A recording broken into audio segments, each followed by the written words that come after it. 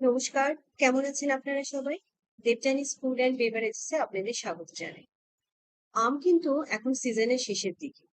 তাই ভাবলাম আর দেরি না করে যেই দুটো রেসিপি আমার বানানো হয়নি সেগুলো চটপট বানিয়ে ফেলা যাক। তাই আমি আজকে নিয়ে এসেছি ম্যাঙ্গো মাটকা কুলফি আর আম ক্ষীরের রেসিপি।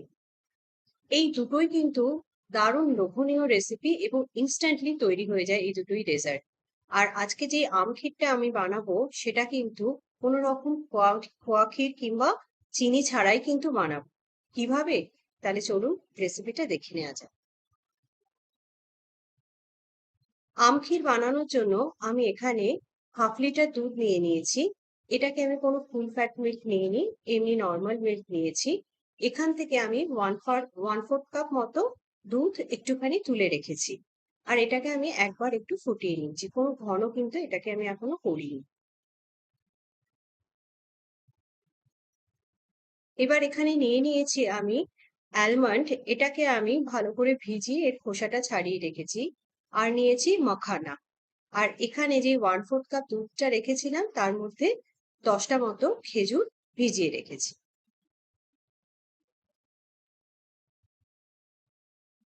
এখানে আমি মাখানা আর এই অ্যালমন্ডটা দিয়ে একটা গুঁড়ো করে নেব।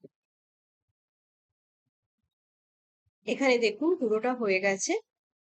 এর মধ্যে আমি দিয়ে দিচ্ছি 3 চামচ মতো গুঁড়ো দুধ। এই গুঁড়ো দুধটা কিন্তু আপনারা আনসুইটেন্ডও নিতে পারেন। এটাকেও আমি একবার একটু মিক্সিতে ঘুরিয়ে নিলাম। এবার যেই দুধটা আমার ফুটছিল তার মধ্যে একটু একটু করে এই মাখানা আর বাদামের গুঁড়োটা মিক্স করে দেব। এটাই কিন্তু আমার দুধটাকে ঘন করবে। এখানে কোনো রকম খোয়া ক্ষীরের ব্যবহার কিন্তু আমি একদমই করছি না। মাখানা এবং অ্যালমন্ড আপনারা জানেন কিন্তু এই দুটোই কিন্তু খুব হেলদি অপশন।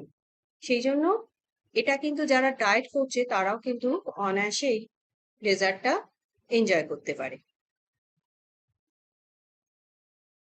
এটাকে আমি একটু ঘন করে নেব।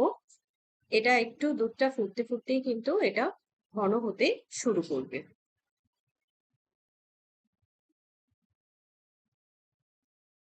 এবার এই খেজুর আর দুধটা যেটা ভেজানো ছিল এটাও আমি একটা পেস্ট বানিয়ে নিচ্ছি। দেখুন এটাও একটা কিন্তু মিহি পেস্ট তৈরি করে নিয়েছি। এটাও কিন্তু আমি এই দুধের মধ্যেই দিয়ে দেব। এই খেজুরেই কিন্তু আমাদের মিষ্টিটা হবে, যার জন্য আমি কিন্তু কোনো রকম চিনি কিংবা মিল্ক মেডের ইউজ এখানে একদমই করিনি। কিন্তু খেজুর দিলেও কিন্তু আপনারা খেয়ে কিন্তু বুঝতেই পারবেন না এটা খেজুর দিয়ে করা। কোনো রকম স্মেল কিংবা কোনো কিছুই কিন্তু এটার মধ্যে আসবে না। এবং চিল্ড করে খেলে এই ডেজার্টটা কিন্তু দারুণ টেস্টি একটা ডেজার্ট হয়। এটাকে এরই মধ্যে ভালো করে মিশিয়ে দেব।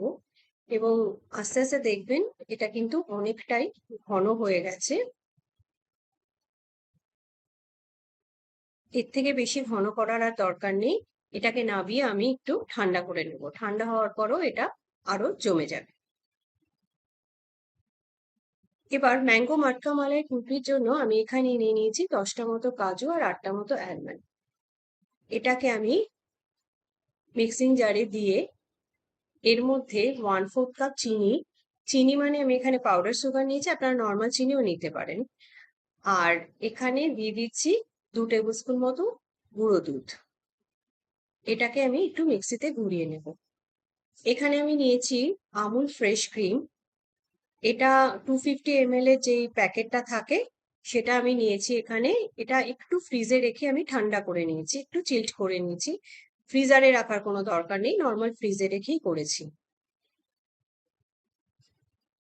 এটাকে জাস্ট হুইস্কার দিয়ে আমি একটুখানি ফেটিয়ে নেব।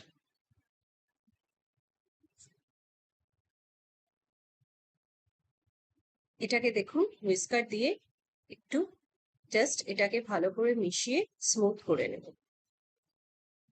এত ইনস্ট্যান্টলি এই কুলফিটা তৈরি হয়ে যায়। আপনারা কিন্তু যে কোনো ফ্লেভারেরই করতে পারেন। আমি এটা ম্যাঙ্গো দিয়ে করছি ঠিকই, সিজনে ম্যাঙ্গো আছে বলে, কিন্তু যে কোনো সময় যে কোনো ফ্লেভার দিয়েই কিন্তু এটা করতে পারেন। আমি এর আগেও আপনাদের কাছে কুলফির রেসিপি শেয়ার করেছি, কিন্তু সেটা দুধ ফুটিয়ে ঘন করে করতে হয়েছে। কিন্তু ইনস্ট্যান্টলি যদি কিছু চান এর থেকে ভালো অপশন কিন্তু কিছু নেই। এবার আস্তে আস্তে যেই পাউডারটা আমি তৈরি করে রেখেছিলাম সেটাকে এর মধ্যে মেশাতে থাকবো, আর তার সাথে একটু করে দুধ দিতে থাকবো। আমি এখানে 1/4 কাপ মতো দুধ নিয়েছি, সেটাও এর মধ্যে মিক্স করতে থাকবো। আপনাদের হতে পারে দুধটা একটু কম বেশি লাগতে পারে, আপনারা জাস্ট কতটা ঘন হচ্ছে টেক্সচারটা একটুখানি খেয়াল করবেন। হতে পারে দুধটা একটু কম বেশি লাগছে। এটাকে ভালো করে মিশিয়ে দিলেই কিন্তু কুলফির ব্যাটারটা তৈরি হয়ে যাবে।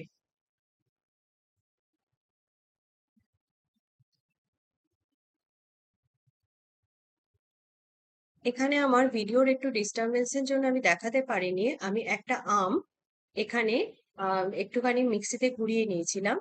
4 টেবিল স্পুন মতো ম্যাঙ্গো পাল্প আমি এখানে অ্যাড করে দিয়েছি। এটা কিন্তু আমার একদমই রেডি হয়ে গেছে। আমি বাজার থেকে মাটির এরকম মটকা টাইপের কিনে নিয়ে এসেছি। এটাকে আমি ভালো করে 1/2 ঘন্টা জলে ভিজিয়ে একটু শুকিয়ে নিয়েছি। এরই মধ্যে কিন্তু আমি কুলপিটা বসাবো। আপনারা কিন্তু যে কোনো ফ্লেভারেরই এটা বানাতে পারেন, আপনারা কেসর পেস্তাও দিয়ে কিন্তু এটা বানাতে পারেন। তখন শুধু আমটা অ্যাড করবেন না। এর ওপরে আমি একটু আমের কুচি দিয়ে দিচ্ছি, আর এখানে দিয়ে দিচ্ছি সামান্য একটু পেস্তার গুঁড়ো।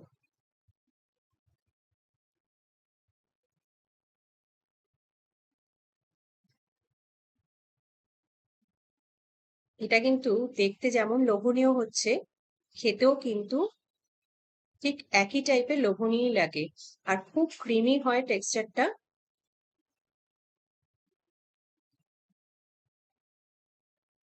এটার ওপরেও আমি একটু পেস্তার গুঁড়ো ছড়িয়ে দিলাম।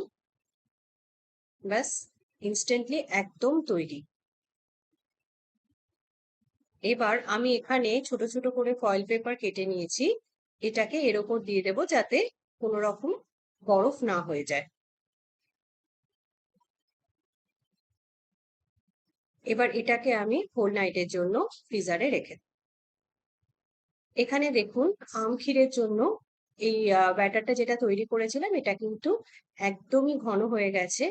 এবার একটা আমের পাল্প আমি এখানে রেডি করে রেখেছিলাম, সেটাকে আমি এর মধ্যে মিক্স করে দিলাম। এর মধ্যে আমটা ভালো করে মিশিয়ে দেব। আপনারা যদি চান এই ডেজার্টটা কিন্তু আম ছাড়াও খেতে পারেন, সেক্ষেত্রে কিন্তু আপনারা ঘনটা আরেকটু কম করবেন, কেননা যেহেতু আম দেওয়ার সাথে এই ঘন যে ব্যাপারটা সেটা কিন্তু একটু জলো হয়েই যায়, সে কারণে আপনারা কিন্তু এখানে ঘনটা একটু কম করে এটাকে নর্মালি এভাবেই খেতে পারেন, এবং আম যদি না দিতে চান এর মধ্যে একটু এলাচ গুঁড়ো দিয়েও কিন্তু খেতে পারেন। আমি এখানে যেহেতু খেজুর দিয়ে করেছি, জিনিসটা একটু দেখতে কালো লাগছে তাই আমি একটু কালারের ব্যবহার করলাম, কিন্তু আপনারা বাড়িতে নর্মালি ওইসব কালার ফালার না দিয়েও কিন্তু খেতে পারেন, কিন্তু যদি মনে করেন যে কালার দেবেন সেটাও দিতে পারেন, কোনো অসুবিধা নেই।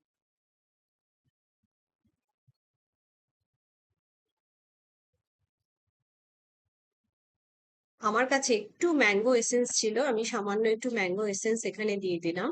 এটা না অ্যাড করলেও কিন্তু এটা খেতে ভালোই লাগে। আপনারা চাইলে একটু এলাচ গুঁড়োও দিতে পারেন, আর যদি নাও দিতে চান তাহলেও কিন্তু এটা খেতে ভালোই লাগবে।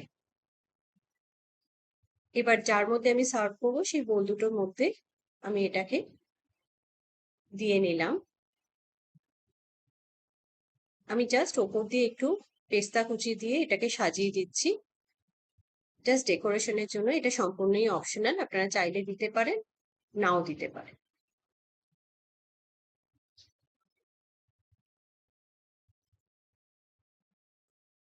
নিন, তৈরি হয়ে গেল আমক্ষীর।